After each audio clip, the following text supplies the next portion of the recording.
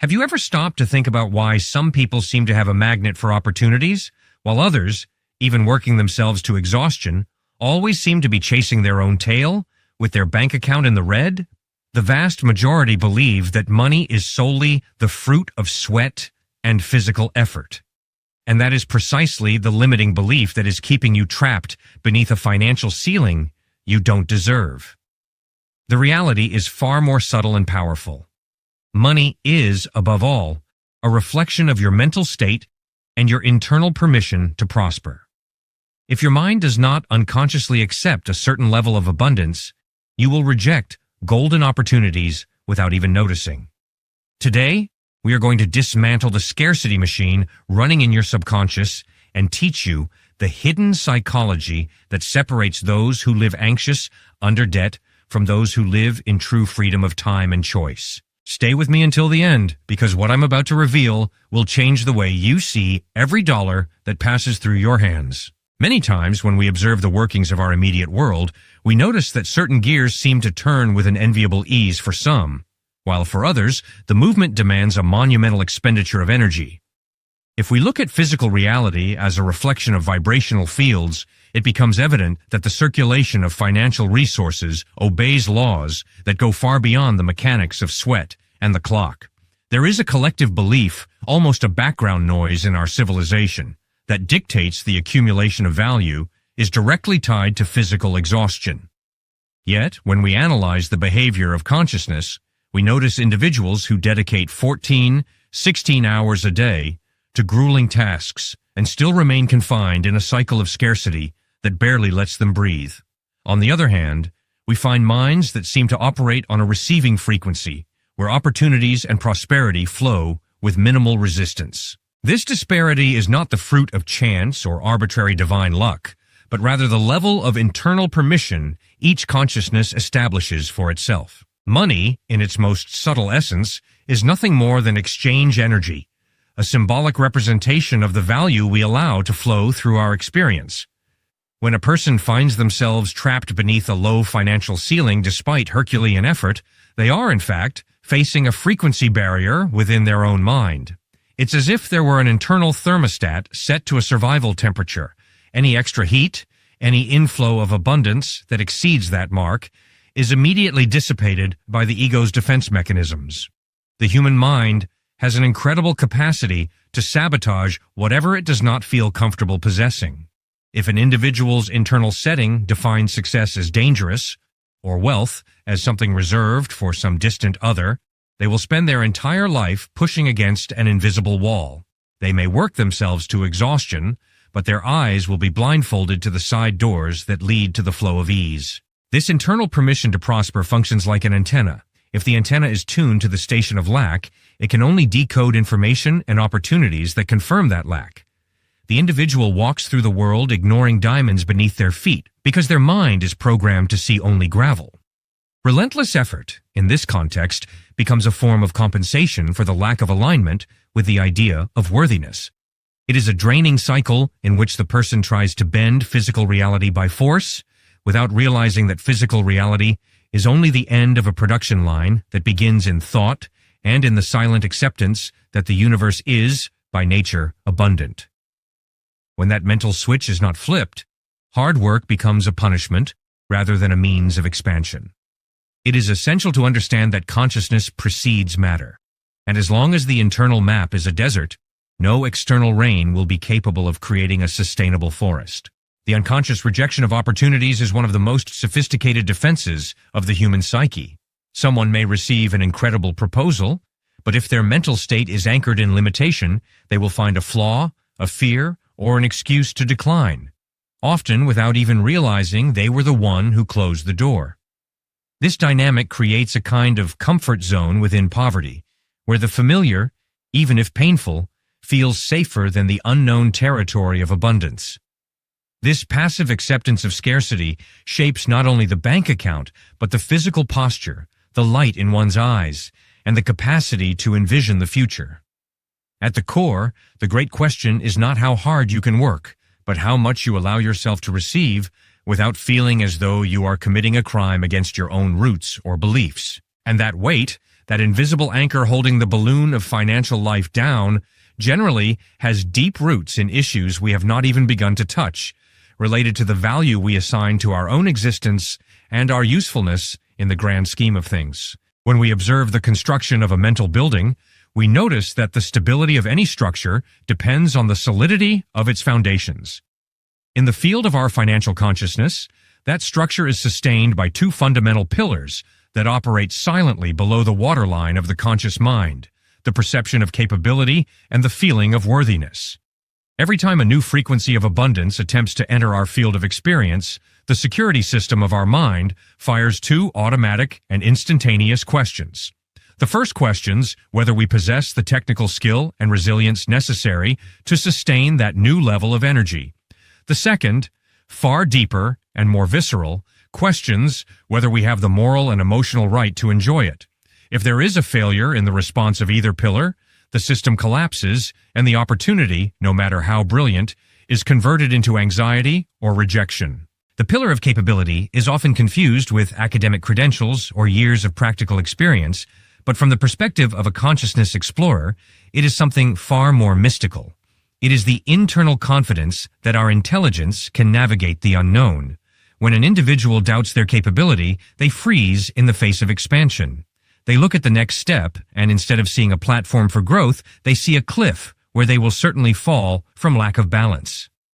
This doubt acts as a voltage limiter in an electrical circuit. If you try to push more energy through than the component believes it can handle, the fuse blows. In the financial world, this blown fuse manifests as fear of success, procrastination on vital decisions, or that feeling of not being ready, no matter how much all external signs say otherwise. It is the blockage of creative action by the belief that we are too small for the size of the task life is proposing to us. However, it is in the second pillar, that of worthiness, where we find the most complex and difficult cracks to repair. While capability deals with the doing, worthiness deals with the being. Many brilliant and extremely capable minds live in scarcity because, at some subatomic level of their psyche, they feel like imposters or undeserving of comfort. This feeling is generally an echo of emotional wounds suffered in the early stages of development, where cruel comparisons, humiliations, or environments of deprivation shape the idea that abundance is forbidden territory. If a child grows up hearing that money is for people with no character, or feels guilty for desiring anything beyond the basics, they will carry that negative electrical charge into adulthood. Even if they earn a fortune, the pillar of worthiness will be so weakened that they will unconsciously find a way to rid themselves of that burden, returning to the safe zone of deprivation that their self-image recognizes as home. This dynamic of self-sabotage is a desperate attempt by the mind to maintain internal coherence. For the ego, it is preferable to be right and be poor than to be rich and contradict its own identity. If my identity was forged in having little, then having much becomes a foreign body that the immune system of consciousness tries to expel. This is why we see people who, upon receiving a bonus or an inheritance, suddenly face a broken appliance, a health problem, or an unexpected expense that drains exactly that surplus. Their personal universe is trying to lower the ceiling so that it once again rests on the short, crooked pillars of childhood. Without healing those wounds of self-worth, any financial management technique is like trying to paint a wall being eaten by water damage. The paint may shine for a moment, but the structure will continue to give way under the weight of our own hidden truths about what we truly believe we deserve to experience. The deep understanding of these two pillars leads us to recognize that wealth is not an external conquest, but an internal authorization we sign on a daily basis. With every investment decision, every salary negotiation, we are in fact testing the resistance of this invisible structure. When we begin to question the origins of the voices that say, "This isn't for you," or "You won't be able to handle it," we initiate a process of reverse engineering within consciousness. It is a delicate work of reinforcing the foundation, of injecting a new perception of self-worth into the cracks of the past, so that the ceiling can finally rise.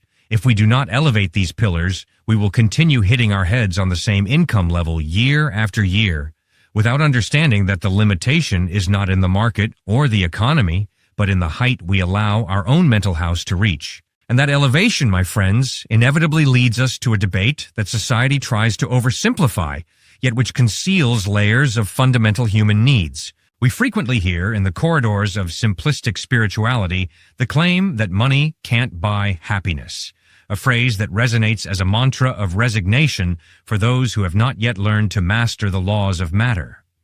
If we look at the human experience with the precision of an oscilloscope, we realize that this statement is a dangerous half-truth, for it ignores the biology and electromagnetic field of well-being. It is evident that a bank balance does not inject joy directly into the brain's synapses, but it acts as a powerful filter against the noise frequencies that block peace.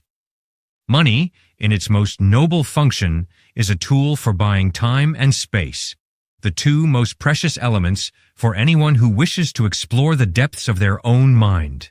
Without adequate financial support, the human being lives in a state of constant vigilance, a fight-or-flight response that consumes the energy that should be used for the expansion of consciousness. The lack of resources creates a deafening mental static. When an individual lays their head on the pillow and, instead of tuning into the field of infinite possibilities, tunes into calculating how they will pay next month's rent, a collapse occurs in their creative capacity. The chronic stress generated by scarcity acts as a lead anchor on the soul, draining vitality and turning existence into a mere survival strategy. Therefore, to say that money is irrelevant to happiness is to close one's eyes to the fact that it buys thermal comfort, high-quality nutrition, access to healthcare that preserves life, and above all, the freedom to say no to what diminishes us. Money is not the final destination, but it is the fuel of a vehicle that allows us to travel with fewer jolts and more dignity along the roads of physical life. The criticism many direct at wealth generally conceals a wound, an inability to handle power. It is far easier to label abundance as something spiritually inferior than to take responsibility for managing large flows of energy. However, true spirituality does not flourish in the soil of forced deprivation, but in the garden of conscious choice. When you have the means to provide quality education for your children, or to spend a month on a silent retreat without worrying about the bills, you are using money as a facilitator of evolution. Money removes the coarse obstacles of matter, allowing consciousness to focus on subtler and more elevated matters. It is the lubricant of the gears of our three-dimensional reality. Without it, friction increases, parts grind, and the engine of our life ends up burning out from sheer unnecessary effort. We need to be honest about the psychological impact of financial security. There is a lightness in the walk of those who know the basics are covered, a clarity of thought that only emerges when the fear of scarcity is silenced. The overburden of working to cover debts is not a virtue. It is a modern form of slavery that fragments attention and prevents the person from being present in the now. By recognizing that prosperity is a legitimate support for well-being, we stop fighting against the financial flow and begin to integrate it as part of our holistic development. Wealth, when properly directed, enables experiences that expand our perception of the world, travels that break down prejudices, and encounters that accelerate our learning. It is an accelerator of processes. This integrated vision allows us to look at human needs not as egotistical desires, but as a staircase where each step requires a solid foundation so that the next can be reached. If the material level is unstable, the entire edifice of self-actualization sways at the mercy of the winds of external crises. It is essential to understand that the pursuit of financial freedom is not a detour from the spiritual path, but an essential part of mastering one's own reality. After all, how can we claim to master the subtler dimensions of the universe if we are still dominated and tormented by the metal coins and colored paper bills that govern our most basic daily life? This stability is what allows us to look upward, toward the top of the pyramid of our true aspirations. If we observe the architecture of human needs as an engineer observes pressure in a piping system, we will perceive that consciousness cannot expand in an environment of extreme deprivation. Abraham Maslow, in his brilliant insight into the psyche, drew a hierarchy that is, in reality, a map of vibrational frequencies. At the base of this pyramid, we find physiological and safety needs: oxygen, food, shelter, and stability. Money, in this physical density of ours, is the fluid that fills these basic reservoirs. Trying to seek spiritual enlightenment or deep self-actualization while panicking over how to pay basic bills is like trying to perform a violin concerto in the middle of a hurricane. The noise of survival is so loud that it drowns out the melody of intuition and purpose. The sacred function of money is therefore that of a field stabilizer. When the base needs are met, the energy that was previously drained by the fear of scarcity is suddenly released to rise through the higher centers of consciousness. It is at this moment that the individual ceases to be an animal cornered by the market and becomes an architect of their own existence. Financial freedom should not be seen as the accumulation of piles of metal or digital numbers out of pure vanity, but as the definitive removal of money as an obstacle to personal development. It is the point where having stops screaming, allowing being to finally begin to speak. Without this solid foundation, the pursuit of self-esteem and a lasting legacy in the world becomes a fragile construction, always at the mercy of any external economic fluctuation. It is fascinating to notice how the perception of financial security alters the chemistry of our brain and, consequently, the quality of our presence. A person who does not live under the sword of Damocles of debt has a far more active and creative prefrontal cortex. They are able to plan long-term, to be generous, and to invest time in self-knowledge. Money acts here as a shield that protects the seed of our potential against the frosts of misery. When that security is established, Maslow's pyramid ceases to be a burden and becomes a springboard. The journey toward the top, toward self-actualization and the meaning of life, becomes a pleasurable ascent rather than a desperate scramble for oxygen. Many search for life's purpose as if it were a treasure buried on a distant island, without realizing that the journey to that island requires a well-built and maintained vessel. Money is the timber and the caulking of that boat. If the boat is constantly leaking, you will spend the entire voyage bailing water with a bucket instead of gazing at the stars and navigating by the compass of your soul. Financial abundance gives us the permission to be who we truly are, without the masks that necessity forces us to wear in order to please bosses, clients, or oppressive systems. It is the tool that returns sovereignty over our time, the only truly non-renewable resource we possess in this lifetime. Therefore, by integrating money as an ally in the process of ascending this pyramid, we eliminate the conflict between the sacred and the profane. We come to understand that caring for our finances is an act of deep respect for our spiritual journey, for it ensures that the distractions of matter do not divert us from our true inner work. However, even with this theoretical clarity, many of us carry automatic mechanisms that, almost invisibly, sabotage that stability the moment it begins to take shape. These are patterns that operate in the shadows of our daily routine, like small leaks that insist on draining our reservoir of prosperity precisely when it begins to overflow. When we observe the trajectory of a soul in search of material expansion, we notice that the path is rarely a straight upward line. Forces of drag frequently arise, invisible currents that pull the swimmer back to the shore of scarcity. These are the silent saboteurs, patterns of behavior and thought that function as the ego's security algorithms, designed to keep us in the comfort zone of limitation. The first and most insidious of them is the profound difficulty in receiving. Observe how many people react to a sincere compliment, an unexpected gift, or a golden opportunity. They deflect, they minimize their own merit, or they feel an immediate need to reciprocate in order to eliminate the emotional debt. Whoever cannot receive a compliment will hardly be able to receive $1 million because the channel through which abundance enters is obstructed by a membrane of self-devaluation. The second pattern is the self-suggested belief that there's never money left over. This is a self-fulfilling prophecy that shapes physical reality with mathematical precision. Even if that person's income doubles, their spending, often unconscious and impulsive, suddenly expands to fill every inch of the new available space. It is like a gas that fills any container, regardless of size. This subsistence mentality prevents the formation of reserves, keeping the individual in a state of constant vulnerability where any economic breeze becomes a devastating storm. Close behind it, we find what are known as energy vampires, which may be people around us who drain our enthusiasm and resources, or we ourselves. when we take on the role of savior to those who do not want to be saved, exhausting our finances on lost causes out of sheer guilt. One of the most fascinating and unsettling phenomena of the human psyche is the financial thermometer. Have you ever noticed how certain people, the moment they manage to save up a significant amount or receive a raise, coincidentally face an unexpected mechanical problem with their car, a leaking roof, or a surprise bill? Do not be fooled. The external world is a mirror of the internal one. If your mind believes you can only have a certain amount of money in the bank to feel safe and within the norm of your family lineage, it will manifest events in the physical world to drain the excess and bring the financial temperature back to the level it considers normal.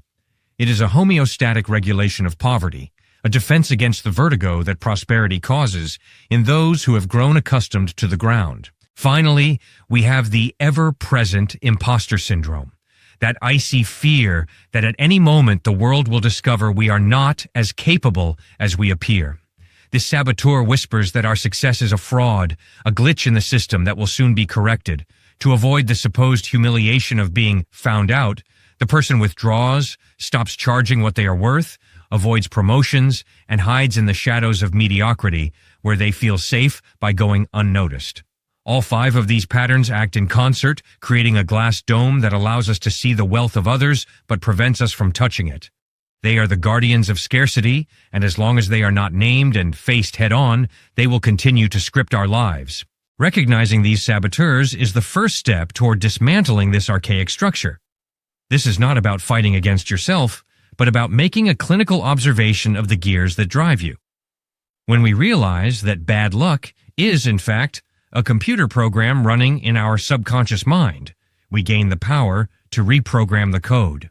This transition from the state of victim of circumstances to the state of programmer of one's own reality demands a deep dive into the waters of self-knowledge, where a precise diagnosis of our roots becomes the only tool capable of promoting a real and lasting healing. It is in this internal laboratory that true financial alchemy begins to take place, transforming the lead of emotional inheritance into the gold of complete freedom. Every profound transformation in our material reality begins with a courageous diagnosis, a kind of soul audit that demands the clinical gaze of one who observes their own consciousness. We need to look backward, not with regret, but with the curiosity of a scientist examining the code of an old program still running in the background. The starting point is to identify the origin of the frequencies that govern your wallet today by questioning what you heard about money when your feet didn't yet reach the floor as you sat at the table. What were the facial expressions of your caregivers when the bills arrived? What kind of deprecating phrases were said about those who prospered? If the atmosphere of your childhood was saturated with the idea that money is dirty, scarce, or the great villain of family arguments, those data points were recorded in your subconscious as universal laws of physics, not as mere opinions. To reprogram the future, you must first unlearn the past, recognizing that those truths were not yours, but simply the limited map of those who came before you. A fundamental exercise in this healing process is the reclaiming of dreams that were abandoned under the justification that they don't pay the bills. Because when you bury a talent or a passion because the system says it has no market value, you are signing a certificate of spiritual bankruptcy. This generates a catastrophic internal divorce in which your essence feels abandoned by your own logic. Mental reprogramming requires that you define, with mathematical and vibrational clarity, what the real value of your freedom is, not out of greed, but in order to know how much energy is necessary for your soul to operate at its maximum capacity. By placing a number and a purpose on that value, you begin to emit a clear signal to the field of infinite possibilities, replacing the fog of uncertainty with a vector of intention. The real treatment involves healing these emotional wounds, clearing the negative electrical charge from memories of deprivation so that you can finally elevate your perception of capability and feel that worthiness is a birthright, not a prize to be earned. At this stage of our journey, you must train the inner observer to identify the voice speaking inside your head and to question incisively whether it is truly yours or merely an echo of ancestral voices urging caution. By recognizing the projections of scarcity that the world tries to impose upon you, you take total responsibility for your own judgment and stop blaming the external economy for a ceiling you built yourself. It is a process that involves embracing the wounded inner child with deep compassion, assuring that vulnerable part that there is now a conscious adult in charge, capable of providing security without the need for suffering.